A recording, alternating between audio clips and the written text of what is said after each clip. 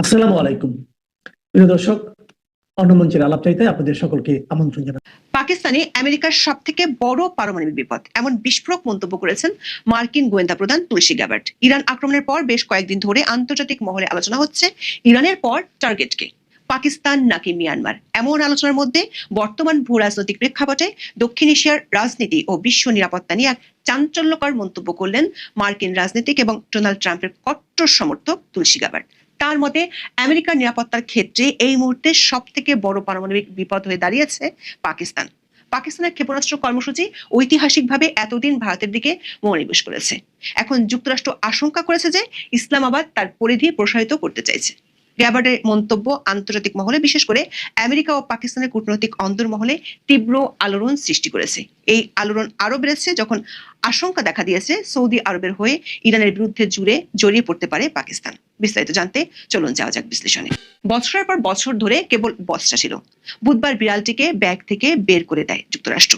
মার্কিন গোয়েন্দা প্রধান তুলসী গ্যাবার্ট সিনেটে সাক্ষ্য দিয়ে সতর্ক করেছেন, বলেছেন পাকিস্তান অত্যাধুনিক দূরপাল্লার ব্যালিস্টিক ক্ষেপণাস্ত্র তৈরি করছে যা আমেরিকার মূল ভূখণ্ডে পৌঁছাতে সক্ষম। গ্যাবার্ট বলেন, এটা অব্যাহত থাকলে পাকিস্তান শিগগিরই একটি আন্তঃমহাদেশীয় ব্যালিস্টিক ক্ষেপণাস্ত্র বা আইসিবিএম অর্জন করবে। এটি ট্রাম্প প্রশাসনের নিরাপত্তা মহলে উদ্বেগ সৃষ্টি করেছে। তুলসী বলেছেন, এটি ভারতকে উদ্বিগ্ন করে। মূলত ভারতের এই উদ্বেগ 2025 সালের মে মাসে থেকে যে শত্রুতা তার পর থেকেই তৈরি হয়েছে।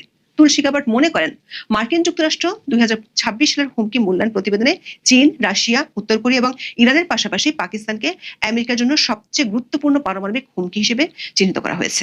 এর আগে চীন ও রাশিয়ার মতো শত্রুপক্ষের হুমকির দিকে যুক্তরাষ্ট্রের বেশিরভাগই নজর ছিল। ট্রাম্পের সঙ্গে আপাত দৃষ্টিতে সম্পর্ক উষ্ণ হওয়া সত্ত্বেও প্রতিবেদনে পাকিস্তানকে অন্তর্ভুক্ত করা ইসলামাবাদের ক্ষেপণাস্ত্র প্রযুক্তি ও পরমাণু অস্ত্রের অগ্রগতি নিয়ে ওয়াশিংটনের সংশয়ের প্রতিফলন। উল্লেখযোগ্যভাবে পাকিস্তান কখনো আনুষ্ঠানিকভাবে তার পারমাণবিক অস্ত্র ব্যবহারের বিষয়ে কোনো বিস্তৃত নীতি ঘোষণা করেনি এবং প্রায়শই ভারতের বিরুদ্ধে প্রতিরোধ কৌশল হিসেবে পারমাণবিক বিপর্যয় থেকে পিছিয়ে পড়েছে। প্রশ্ন হলো, পাকিস্তান কোন ক্ষেপণাস্ত্র তৈরি করছে বলে যুক্তরাষ্ট্র বলছে? অবশ্য মার্কিন প্রতিবেদনে পাকিস্তান যে নতুন ক্ষেপণাস্ত্র বা আইসিবিএম নিয়ে কাজ করছে তা শনাক্ত করতে বাধা দেয়নি। পাকিস্তান এখনো পর্যন্ত কোনো আইসিবিএম পরীক্ষা না করলেও ক্ষেপণাস্ত্র কর্মসূচির সঙ্গে জড়িত বলে অভিযোগে 4টি পাকিস্তানি কোম্পানির উপর নিষেধাজ্ঞা জারি করেছে যুক্তরাষ্ট্র। আইসিবিএম হলো একটি পারমাণবিক অস্ত্রধারী ব্যালিস্টিক ক্ষেপণাস্ত্র যা এক মহাদেশ থেকে অন্য মহাদেশে পাড়ি দিতে পারে। এটি সাধারণত 5,500 কিলোমিটারের বেশি পরিসীমা থাকে, যা পাকিস্তানকে দক্ষিণ এশিয়ার বাইরেও লক্ষ্যবস্তুতে আঘাত করতে সক্ষম করে তোলে। এখন পাকিস্তান এবং মার্কিন যুক্তরাষ্ট্রের মধ্যে দূরত্ব প্রায় 10,000 কিলোমিটার। ফলে আমেরিকার মূল ভূখণ্ডে পৌঁছানোর জন্য এই জাতীয় সিস্টেমের পরিসীমা এবং প্রোপালশন ক্ষমতার মধ্যে একটি উল্লেখযোগ্য লাফ দেওয়া প্রয়োজন। বর্তমানে কেবল রাশিয়া, ফ্রান্স, চীন এবং যুক্তরাজ্যে আইসিবিএম রয়েছে যা এই দূরত্ব পাড়ি দিতে পারে। মার্কিন মূল্যায়ন অনুসারে পাকিস্তান আরো বড় রকেট মোটর তৈরি করছে যা তার আইসিবিএম বিকাশকে সমর্থন করতে পারে। International institute for strategic studies বা IIASS এর বিশ্লেষণে স্যাটেলাইট চিত্রগুলো মার্কিন মূল্যায়নকে সমর্থন করে। 2021 এবং 2023 সালের মধ্যে পাকিস্তান তার ন্যাশনাল ডিফেন্স কমপ্লেক্সে একটি বড় শক্ত রকেট মোটর টেস্ট স্ট্যান্ড তৈরি করেছে। তবে পাকিস্তানকে নিয়ে এমন সতর্কবার্তা প্রথম নয়। পূর্ববর্তী মার্কিন প্রশাসনও পাকিস্তানের ক্রমবর্ধমান অত্যাধুনিক ক্ষেপণাস্ত্র প্রযুক্তি সম্পর্কে সতর্ক করেছিল। গত বছরের জানুয়ারিতে মার্কিন নিরাপত্তার ঊর্ধ্বতন কর্মকর্তারা বলেছিলেন, পাকিস্তানের দূরপাল্লার ব্যালিস্টিক ক্ষেপণাস্ত্র তৈরির সক্ষমতা কয়েক বছর থেকে এক দশক দূরে। গ্যাবার্টের প্রতিবেদনে বলা হয়েছে, ট্রাম্প প্রশাসনের মূল্যায়নে কোনো পরিবর্তন হয়নি। 2024 সালে জো বাইডেনের অধীনে মার্কিন যুক্তরাষ্ট্র ইসলামাবাদের ব্যালিস্টিক ক্ষেপণাস্ত্র বিকাশের জন্য সরঞ্জাম এবং প্রযুক্তি সরবরাহের জন্য একটি পাকিস্তানি সংস্থা এবং বেশ কয়েকটি চীনা সংস্থাকে নিষেধাজ্ঞা জারি করেছিল। যুক্তরাষ্ট্র বিশ্বাস করে Beijing research institute of automation for machine building industry বা RIAMB দূরপাল্লার ব্যালিস্টিক ক্ষেপণাস্ত্র তৈরিতে পাকিস্তানের সাথে সহযোগিতা করছে। তবে পাকিস্তান বরাবরই বলে আসছে, তাদের পারমাণবিক ও ক্ষেপণাস্ত্র সক্ষমতা প্রতিরোধ এবং আঞ্চলিক স্থিতিশীলতার জন্য ডিজাইন করা হয়েছে। এর আগেও ভারতের দূরপাল্লার ক্ষেপণাস্ত্র ভান্ডারের কথাও ইঙ্গিত করেছিল পাকিস্তান। তবে ভারতের দীর্ঘতম পাল্লার ক্ষেপণাস্ত্র অগ্নি V5 1000 কিলোমিটারের বেশি দূরত্বের ক্ষেপণাস্ত্র উত্তর চীন এবং ইউরোপের কিছু অংশ পর্যন্ত পৌঁছাতে পারে। যুক্তরাষ্ট্র ক্ষতির হাত থেকে বেরিয়ে এসেছে। এ কারণে দিল্লির ক্ষেপণাস্ত্র কর্মসূচি নিয়ে ভারতকে হুমকি হিসেবে দেখছে না যুক্তরাষ্ট্র। এখন পাকিস্তানের কাছে কোন ধরনের ক্ষেপণাস্ত্র রয়েছে? বর্তমানে পাকিস্তানের অস্ত্রাগারে মূলত স্বল্প পাল্লার এবং মাঝারি পাল্লার ব্যালিস্টিক ক্ষেপণাস্ত্র রয়েছে। এর অস্ত্রাগারের সবচেয়ে মারাত্মক হলো শাহিন তৃতীয় ক্ষেপণাস্ত্র, যা প্রচলিত এবং পারমাণবিক উভয় ওভারহেড বহন করতে পারে এবং এর পরিসীমা 1750 কিলোমিটার। এটি আন্দামান ও নিকোবর দ্বীপপুঞ্জ পর্যন্ত সমগ্র ভারত জুড়ে রয়েছে। আরেকটি মূল ক্ষেপণাস্ত্র ব্যবস্থা হলো আবাবিল, যার পরিসীমা প্রায় 2200 কিলোমিটার। এর বৈশিষ্ট্য হলো MIRV বা একাধিক স্বাধীনভাবে লক্ষ্যবস্তু রি-এন্ট্রি ভেহিকেল প্রযুক্তি। সহজ কথায় এটি ক্ষেপণাস্ত্রটিকে একাধিক পারমাণবিক ওভারহেড বহন করতে সক্ষম করে, যা একই সাথে বিভিন্ন লক্ষ্যবস্তুতে আঘাত হানতে পারে। পাকিস্তান যদি ICBM তৈরি করে তবে এটি তার কৌশলগত সক্ষমতাকে একটি উল্লেখযোগ্য পরিবর্তনকে চিহ্নিত করবে। পাকিস্তানের ক্ষেপণাস্ত্র কর্মসূচি ঐতিহাসিকভাবে ভারতের দিকে মনোনিবেশ করেছে। এখন মার্কিন যুক্তরাষ্ট্র আশঙ্কা করছে যে পাকিস্তান তার পরিধি প্রসারিত করতে চাইছে, যার ফলে আমেরিকাকে তার সীমার মধ্যে নিয়ে আসছে। গত বছরের জুনে ফরেন অ্যাফেয়ার্স ম্যাগাজিনে একটি নিবন্ধে বলা হয়েছিল পাকিস্তান ICBM তৈরির পিছনে ভারত নাও হতে পারে। পাকিস্তানের কাছে ইতিমধ্যেই এমন ক্ষেপণাস্ত্র রয়েছে যা আন্দামান ও নিকোবর পর্যন্ত পৌঁছাতে পারে। প্রতিবেদনে বলা হয়েছে এর উদ্দেশ্য হতে পারে যুক্তরাষ্ট্রকে ভবিষ্যতে ভারতের সঙ্গে সংঘাতে হস্তক্ষেপ করা থেকে বিরত রাখা বা পাকিস্তানের পরমাণু অস্ত্রাগারের বিরুদ্ধে প্রতিরোধমূলক হামলা চালানো থেকে। এদিকে মধ্যপ্রাচ্যে যুদ্ধের 3 সপ্তাহ পর সৌদি আরবের রাজধানী রিয়াদে ব্যালিস্টিক ক্ষেপণাস্ত্র ব্যবহার করে ইরানিরা লক্ষ্যবস্তুতে হামলা চালায়। রিয়াদ বলেছে তারা সংযম পরিত্যাগ করতে পারে এবং সামরিকভাবে জড়িত হতে পারে। একটি প্রতিরক্ষা চুক্তি কার্যকর হলে পাকিস্তান যুদ্ধে জড়িয়ে পড়তে পারে, যা ইতিমধ্যে অস্থির যুদ্ধের একটি পারমাণবিক মাত্রা যুক্ত করতে পারে। বিশ্লেষকরা হুঁশিয়ারি উচ্চারণ করে বলেছেন সৌদি আরব যদি যুদ্ধে প্রবেশ করে তাহলে তারা পাকিস্তানের সঙ্গে প্রতিরক্ষা চুক্তি কার্যকর করতে পারে, যা ইসলামাবাদকে সংঘাতের দিকে টেনে আনতে পারে। সৌদি আরবের এক বিশেষজ্ঞ সিবিসি নিউজকে বলেছেন এই সক্রিয়করণ কার্যকরভাবে সৌদি আরবের উপর একটি পারমাণবিক ছাতা স্থাপন করেছে। চুক্তিতে স্বাক্ষর করে মধ্যপ্রাচ্যের গোলকধাঁধায় ঘুমিয়ে পড়া পাকিস্তান এখন পর্যন্ত আফগানিস্তানে হামলা চালিয়ে ইরান যুদ্ধে জড়িত হওয়া থেকে বিরত থাকতে সক্ষম হয়েছে। এখন এ পর্যন্ত, সবাই ভালো থাকুন, সুস্থ থাকুন, নিরাপদে থাকুন। দেখা হবে। ঈদ তো শেষ হয়ে গেল, ঈদের রাত বিদায় জানাতে যাচ্ছি আর কয়েক ঘন্টার মধ্যে ঈদকে। কিন্তু ঈদের পরে এবার দেশ নিয়ে ভাবনার সময় এসেছে। আমরা আশঙ্কা করছি, অনেকদিন ধরেই আশঙ্কা করছি নতুন সরকার আসবে, রোজা শুরু হবে, রোজা চলে গেল, ঈদ চলে গেল, কিন্তু সামনে আসছে বিশাল বিশাল সব চ্যালেঞ্জ। অনেকে বলেন যে আসলে কি হচ্ছে, কি হবে, আওয়ামী লীগের কি হবে? দেশের অবস্থা চরম ভয়ানক খারাপ। আওয়ামী লীগের কি হবে? আওয়ামী লীগ নিজেদের দোষেই এই অবস্থা।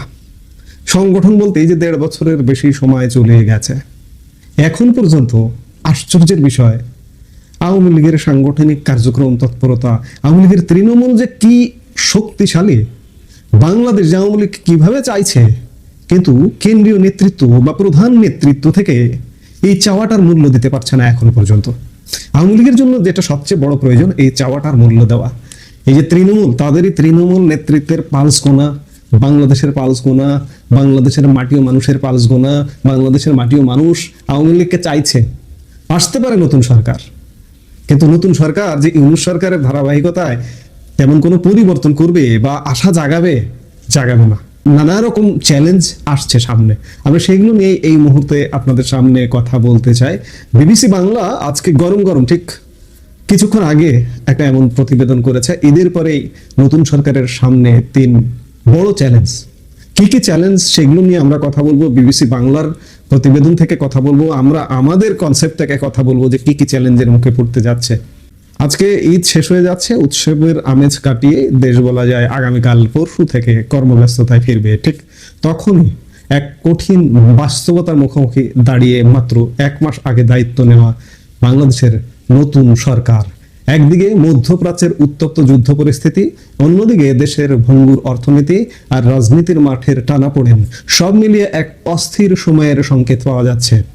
নতুন সরকারের জন্য প্রথম এবং সবচেয়ে বড় উদ্বেগের নাম হলো জ্বালানি নিরাপত্তা। কেন এই উদ্বেগ? কারণ ইরান, ইসরায়েল এবং যুক্তরাষ্ট্রের মধ্যকার যুদ্ধ পরিস্থিতি মধ্যপ্রাচ্যকে এক অগ্নিকুণ্ডে পরিণত করেছে। ইতিমধ্যে উপসাগরীয় অঞ্চলের জ্বালানি স্থাপনাগুলোতে হামলা হয়েছে এবং বিশ্বের অন্যতম গুরুত্বপূর্ণ নৌপথ হরমুজ প্রণালী প্রায় 1 মাস ধরে বন্ধ। এই সরাসরি প্রভাব পড়েছে বাংলাদেশে। ঈদের আগে আপনারা প্রভাব খানিকটা দেখেছেন, পেট্রোল পাম্পগুলোর সামনে দীর্ঘ লাইন। ঈদের পরে এই লাইন আরো বড় থেকে বড় হবে এবং এই লাইনকে কেন্দ্র করে পরিস্থিতি সাংঘর্ষিক অবস্থার দিকে যাবে। জ্বালানি বিশেষজ্ঞ অধ্যাপক ময়াতামিম বিবিসি বাংলাকে বলছেন, ঈদের ছুটি শেষে অফিস, আদালত এবং শিল্প কারখানা যখন পূর্ণ শক্তিতে চালু হবে তখন বিদ্যুতের চাহিদা কয়েক গুণ বেড়ে যাবে, আর এই চাহিদা মেটানোই হবে সরকারের জন্য প্রধান চ্যালেঞ্জ। এখানেই শেষ নয়, এপ্রিল মে মাস মানেই প্রচন্ড গরম। একদিকে বিদ্যুতের লোডশেডিং এর ভয়, অন্যদিকে কৃষি আবাদের জন্য সেচ ও সারের সংকট। অর্থনীতিবিদ ডক্টর মোস্তাফিজুর রহমান সতর্ক করেছেন যে আন্তর্জাতিক বাজারে জ্বালানির দাম চড়া, অথচ আমাদের দেশের রাজস্ব আয়ে বড় ঘাটতি রয়েছে। এই বাড়তি দাম মেটাতে গিয়ে আমাদের বৈদেশিক মুদ্রার রিজার্ভে আরও টান পড়তে পারে। সরকারের তরফ থেকে বিদ্যুৎ ও জ্বালানি মন্ত্রী ইকবাল হাসান মাহমুদ বিবিসি বাংলাকে জানিয়েছেন, জ্বালানি সংকট মোকাবেলায় এই মুহূর্তে সব থেকে বড় চ্যালেঞ্জ। তিনি বলছেন, জ্বালানির সঙ্গে খাদ্য নিরাপত্তা এবং শিল্প উন্নয়ন সবই যুক্ত। পরিস্থিতি মোকাবেলায় সরকার বিকল্প উৎস খোঁজা এবং সাশ্রয়ী ব্যবহারের উপর জোর দিচ্ছে। তবে তিনি সতর্ক করে দিয়েছেন, যুদ্ধ দীর্ঘস্থায়ী হলে জ্বালানির দাম বাড়ানো ছাড়া হয়তো আর কোনো উপায় থাকবে না। এখন পর্যন্ত বাংলাদেশে সরকার জ্বালানির দাম বাড়ায়নি, কিন্তু ঈদের পরের পরিস্থিতি কি হবে?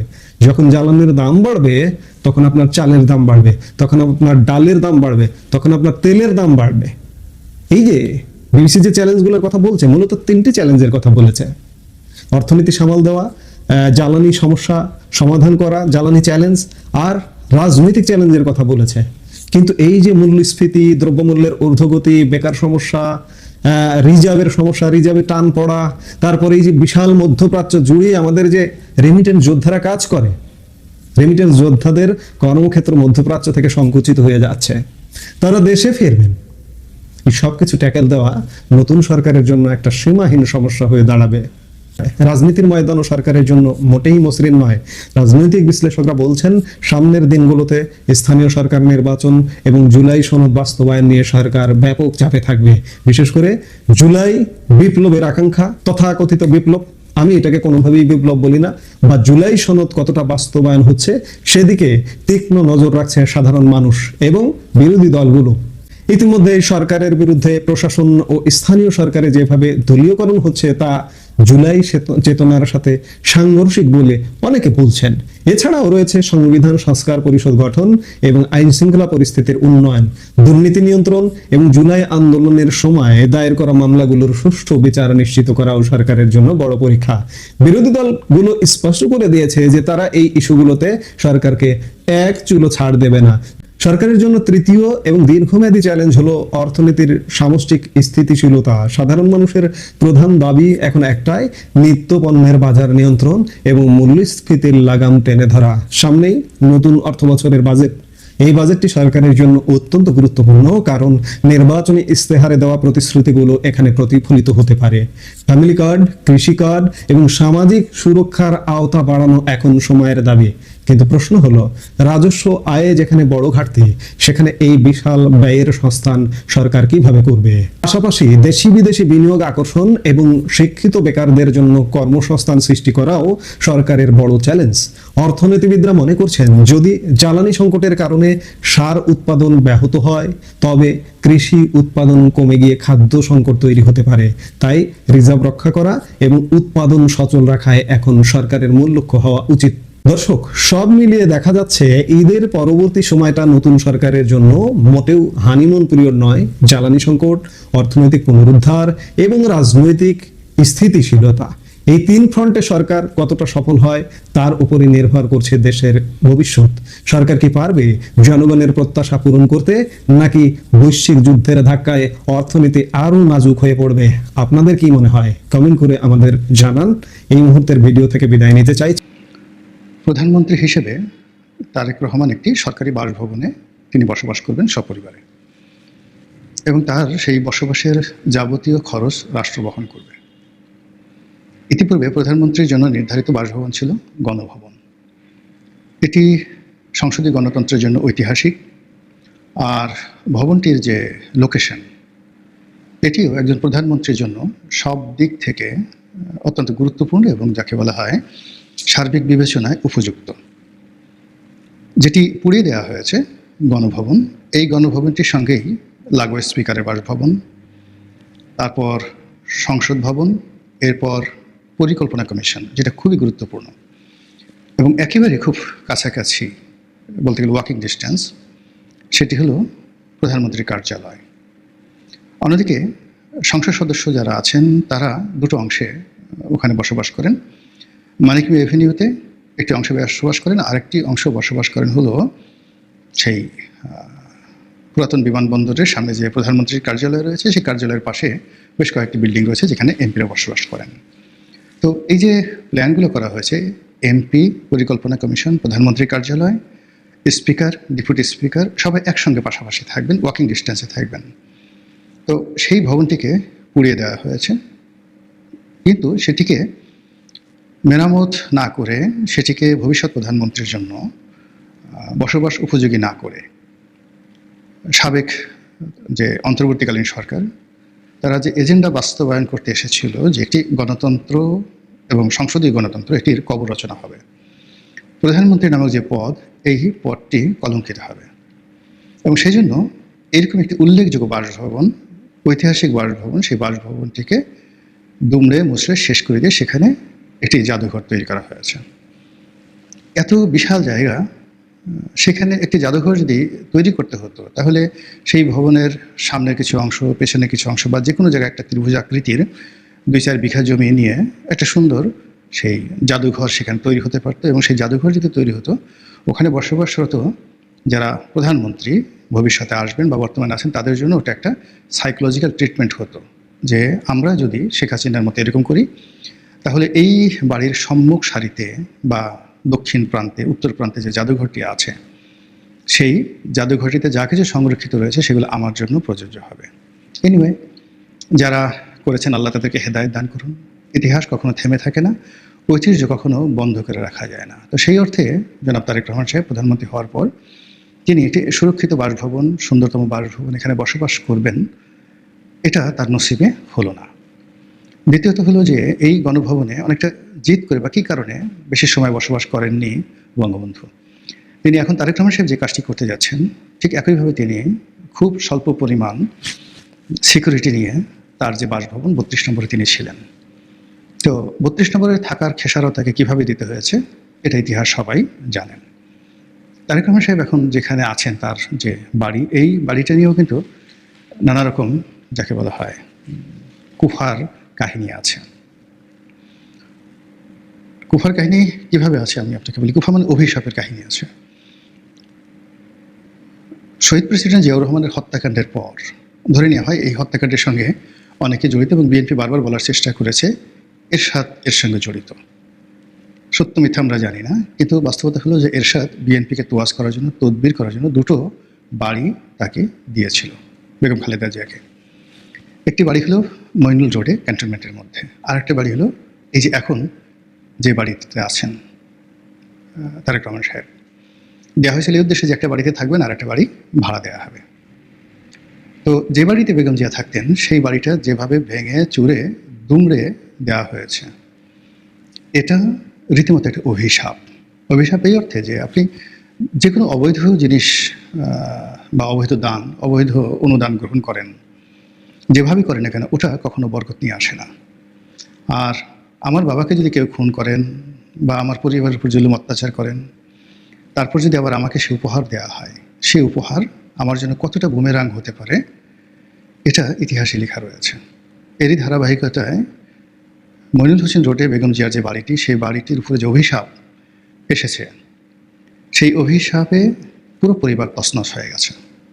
বেগম জিয়া মানসিকভাবে যতটা অপমানিত হয়েছেন, লাঞ্ছিত হয়েছেন, এটা বলার মতো নয়। একটা বাড়ি গেছে, দ্বিতীয় যে বাড়িটি রয়েছে, এটাও স্বৈরাচারের দেওয়া উপহার। 1 টাকার বিনিময়ে রাষ্ট্র এই বাড়িটি তাকে দিয়েছে। ফলে এই বাড়িতে তারেক রহমান সাহেবের যে অবস্থান, এটা আমার কাছে বরকতময় মনে হচ্ছে না। এসে তিনি যদি ধানমন্ডিতে তার শাশুড়ির বাড়িতে থাকতেন, অথবা রাষ্ট্রীয় যে কোনো একটি ঐতিহ্যবাহী, যেমন করতোয়া আছে, পদ্মা আছে, অনেক সুন্দর সুন্দর বাড়ি আছে। বেইলি রোডে যে বা মিন্টু রোডে সরকারি অনেকগুলো বাড়ি আছে, এর মধ্যে সবচেয়ে বড় বাড়িটি 25 নম্বর মিন্টু রোডের বাড়িটি, সবচেয়ে বড় রোড, এই বাড়িটি হতে পারত। কিন্তু সেখানে না থেকে তিনি কেন এরকম স্বৈরাচারের দেওয়া একটি উপহার, যেটি সঙ্গত কারণেই অভিশপ্ত হবে, এখানে কোনো বরকত আসবে না, সেই বাড়িতে তিনি থাকার কেন সিদ্ধান্ত নিলেন, এটা আমি বুঝি না। আমি নিজে দেখা যাচ্ছে যে আধুনিক হওয়ার চেষ্টা করি, কিন্তু তারপরেও মনের অজান্তে জাদু বিদ্যা, বান টোনা, কালো জাদু ইত্যাদি অনেকগুলো বিষয়, শয়তান, ভূত, প্রেত, এগুলোর সত্যতা বিশ্বাস না করলেও অবিশ্বাস করার কোনো কারণ নেই, কোনো কারণ নেই। প্রতিটি ধর্মগ্রন্থে এই বিষয়ে স্পষ্ট তথ্য প্রমাণ সহকারে বলা হয়েছে। তো কাজেই আমাদের এই পৃথিবীতে অনেক অলৌকিক ঘটনা ঘটে, অনেক অভিশাপের ঘটনা ঘটে, বারবার ঘুরে ফিরে একই ঘটনা কেন একই ব্যক্তির জীবনে ঘটে, একই পরিবারের উপরে ঘটে? কোনো কোনো পরিবার কেন নির্বংশ হয়ে যায়, বংশের কোনো রকম বাতি জ্বালানোর কেউ থাকে না? আবার কোনো কোনো বংশ কেন হাজার হাজার বছর ধরে এই পৃথিবীতে বসবাস করে? যেমন হজরত ইব্রাহিম আলাইহিসসালামের বংশধররা পৃথিবীতে আছে, মোহাম্মদ রসুল্লাহ সাল্লাহ ইসলামের আওলাদ আওতাদরা এখনো পৃথিবীতে আছে, কিন্তু আবু জাহেলের আওতাদ কারা, ফেরাউন রামসেসের আওতাদ কারা, আওলাদ কারা, আমরা তো তাদেরকে চিনি না। এরকম অনেক কিছু এই পৃথিবীতে হয়, এই জিনিসগুলো তো আপনি অস্বীকার করতে পারবেন না। অনেকগুলো ভূমি রয়েছে খুবই বরকতময়। এই যে ধরেন ইসরায়েল যে জায়গাটি, কেন এই জায়গাটিতে বারবার এরকম হচ্ছে? হাজার হাজার বছর ধরে, 5,000 বছর ধরে শুধু এরকমই হচ্ছে। ঘুরে ফিরে মানে মৌচাকের কাছে যেভাবে মৌমাছি যায়, সারা পৃথিবীর মানুষ, আকর্ষণ, প্রেম, ভালোবাসা সব কিছু কেন এই ভূমিটিকে কেন্দ্র করে, জেরুজালেমকে কেন্দ্র করে হয়? আবার পৃথিবী সৃষ্টির পরে সব কিছু কেন ইরানকে কেন্দ্র করে হয়? আবার কিয়ামত হওয়ার পরে কিয়ামতের যে হাসর নসরের ময়দান, এটাও এই ইরানের এই ভূমিতে, দ্য পার্সিয়ান যে ল্যান্ড, এখানে হবে। কেন বলেন তো? বাংলাদেশে কেন হলো না? ইরানে কেন হবে? এই ইরান নিয়ে এত যুদ্ধ কেন? আলেকজান্ডার কেন সেখানে যাবে? আলেকজান্ডার কেন ঢাকা এলেন না, সোনারগাঁ এলেন না, আমার গলা চিপে কেন গেলেন না? এখন এই বিষয়গুলো আপনাকে বুঝতে হবে। বারবার কেন মানুষ আফগানিস্তানে আসে, বারবার কেন আফগানিস্তানে আসে, কেন বারবার দিল্লিতে যায়, এই জিনিসগুলো বুঝতে হবে। তো সেই দিক থেকে আমাদের এই সমাজে কতগুলো তারিখ, কতগুলো মাস, কতগুলো সময় কারো কারোর জন্য, কোনো দলের জন্য, পরিবারের জন্য অনেকটা কুফা হয়ে গিয়েছে, অভিশাপের বিষয় হয়ে গেছে। সেই দিক থেকে বাংলাদেশের ইতিহাসে এই যমুনা নামক যে ভবনটি, ডক্টর মোহাম্মদ ইউনূস যেখানে বসবাস করে গেলেন, এই ভবনটি একটি ভৌতিক ভবন। এখানে ভূত আছে, এখানে জিন আছে, এখানে কালো জাদুর যে সকল উপকরণ সব এখানে উপস্থিত। এখানে যারাই গেছে বিভিন্ন সময়টাতে তাদের জীবন তছনছ হয়ে গেছে। এই বাড়িটি নির্মাণ করা হয়েছিল এরশাদ জামানাতে মওদুদ আহমেদের জন্য।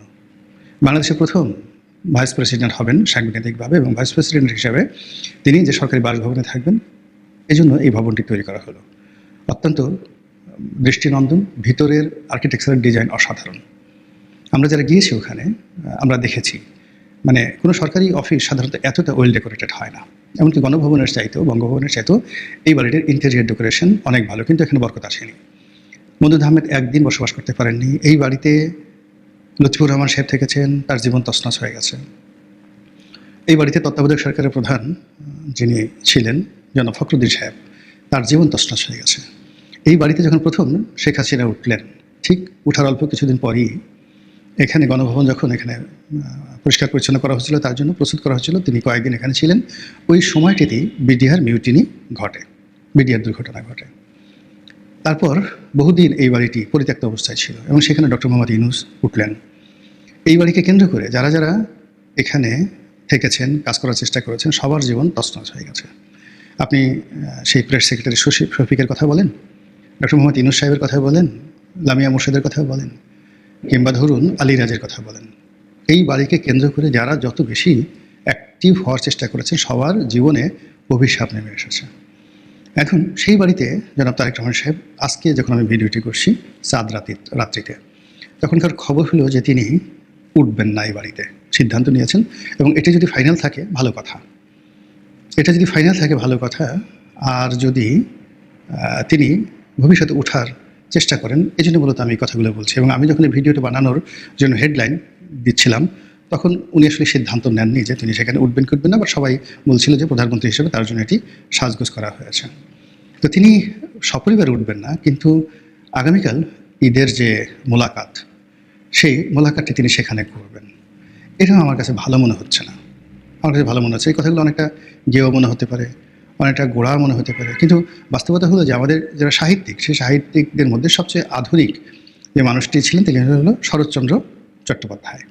কিন্তু তার জীবনে আপনি যত সব ভৌতিক গল্প শুনেন, এমনকি কিশোরদের জন্য লেখা তার যে শ্রীকান্ত উপন্যাসটি, এটাও যদি আপনি পড়েন, তাহলে সেখানে বহু তান্ত্রিক, কবরস্থানের বহু অভিশাপ, শ্মশানঘাটের বহু কাহিনী আপনি সেখানে শুনতে পাবেন। তো সেই দিক থেকে এই বাড়িটি কেন জানি আমার কাছে মনে হয় একটা ভৌতিক বাড়ি। আমি অনেক দিন এখানে মানে ব্যায়াম করি আশেপাশে, যে রমনা পার্কে। বাড়ির চারিদিকে একটা সৌন্দর্য আছে, কোনো সৌন্দর্য নাই ওখানে। কীভাবে যেন সৌন্দর্য বর্ধন করা যায় না। বাড়ির সামনেটা কেমন যেন খাবলা খাবলা, একটা প্রধানমন্ত্রী বাড়ির সামনে যেভাবে বিন্যস্ত থাকবে, যেখানে ফুল ফলাদি থাকবে, এটা ভালো হয়নি। ভালো না হওয়ার কারণে কী হলো, দেখেন যে সেই জায়গাটাতে যারাই আসছে তাদের জীবনে, ইউনূস সাহেব দেখেন তার মতো মানুষ এই যে ক্ষমতায় 17 মাস ছিল, তার এমন কি লাভ হয়েছে না হয়েছে বড় ব্যাপার নয়। তার সারা জীবনের অর্জন ওই যমুনা খেয়ে দিয়েছে, ক্যান্সারের মতো সব কিছু খেয়ে দিয়েছে।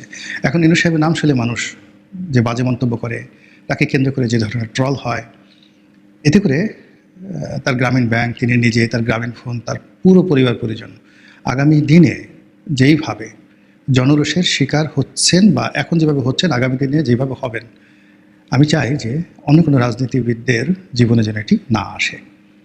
এই ভূত তাড়ানোর জন্য ইসলামে অনেকগুলো বিধান আছে, এটিকে বরকতময় করার জন্য ইসলামে অনেকগুলো বিধান আছে। অনেক ওলি আল্লাহ গাউস কুতুব আছেন, তারা এই বিষয়গুলো জানেন, খুব ভালো করে জানেন।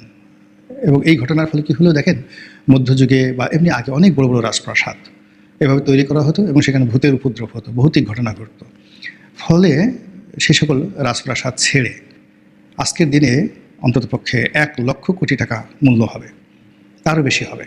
সম্রাট আকবর যে রাজপ্রাসাদ নির্মাণ করেছেন ফতেপুর সিক্রি, এবং সেখানে তিনি রাজধানী স্থানান্তর করে নিয়ে এসেছিলেন আগ্রা থেকে। সব কিছু ঠিক ছিল এবং তিনি তার পীরের জন্য সেখানে একটা বাড়ি করলেন, মাজার করলেন, সব কিছু করলেন, সব কিছু ঠিক ছিল। হঠাৎ করে সেখানে দেখা গেল পানির শূন্যতা, রাজধানীতে পানি নেই। যখন তৈরি করা হলো তখন পানি ছিল, কিন্তু যখন তারা বসবাস শুরু করলেন সেই পানি আর সেখানে পাওয়া গেল না।